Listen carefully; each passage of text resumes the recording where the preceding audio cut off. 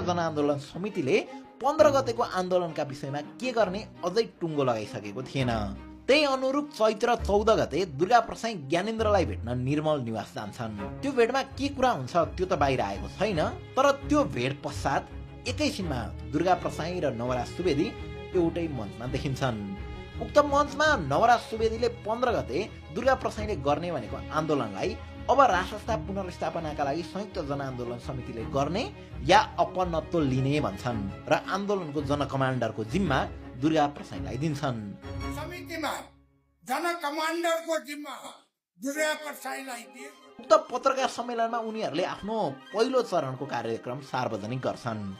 सर्वप्रथम त 15 गतेको आन्दोलनलाई सबै मिलेर सफल पार्ने, त्यसपश्चात चैत्र 16 गते उपत्यकामा घोडे जात्रा पर्व परेको र समस्त नेवा समुदायले उक्त दिन विशेष पर्वको रूपमा मनाउने परम्परा रहेकाले उक्त दिनका लागि आन्दोलनका कुनै पनि कार्यक्रमहरू नगर्ने, त्यस्तै चैत्र 17 गतेदेखि आन्दोलनका थप कार्यक्रमहरू अगाडि बढाउने अनि एक हप्ताभित्र सरकारले शान्तिपूर्ण आग्रहलाई व्यवस्था गरेको खण्डमा आन्दोलनलाई चैत्र 21 गतेदेखि सशक्त बनाउँदै लैजाने उनीहरूले बताएका थिए। आजको मितिले एक हप्ताभित्र सरकारले हाम्रो शान्तिपूर्ण आग्रहलाई व्यवस्था गरेको खण्डमा हामी हाम्रो आन्दोलनलाई चैत्र 21 गतेदेखि सशक्त बनाउँदै लैजान बाध्य हुन्छ। त्यसबाट सृजित नतिजाको सम्पूर्ण जिम्मेदारी सरकारले लिनुपर्छ। उनीहरूको यही प्रेस रिलिज र पत्रकार सम्मेलन हेर्दा पनि 15 गते यानि कि भोलिपल्टै आन्दोलनलाई हिंसात्मक बनाउने उनीहरूको प्लान नभएको जस्तो देखिन्छ। यता समाजवादी मोर्चाले पनि 15 गतेलाई नै आफ्नो जनसभाको मिति तोकेको थियो।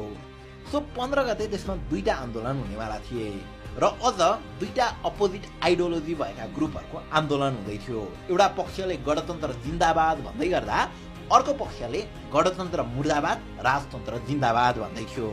यसरी दुईटा फरक धारको आन्दोलन एकै दिन नजिक नजिकै भएका कारणले गर्दा पनि भोलि स्थिति अलिकति तनावग्रस्त हुन्छ भन्ने कुराको आकलन चाहिँ सबैले गरेका थिए। अझ अस्ट्रेलियन एम्बेसीले त भोलि कर्फ्यू लाग्न सक्छ, अलि सतर्कता अपनाउनु है भनेर सार्वजनिक रूपमै अपिल गरेको थियो। यता प्रधानमन्त्री केपी शर्मा ओलीले भने भोलि केही हुँदैन, नेपालमा यस्तो आन्दोलन त भइरहन्छ नि भनेर अलिक भड्काउ खाले अभिव्यक्ति दिएका थिए। वास्तवमा त्यस्तो केही पनि होइन। 10-15 हजारका जुलुस नेपालमा निस्किन्छ भोलि पनि निस्कन्छ। त्यसलाई पहाड बनाइरहनु पर्ने कुनै आवश्यकता छैन। नेपाल उनको यो अभिव्यक्तिले पनि सडकमा आउने धेरैलाई चिडियाएको थियो।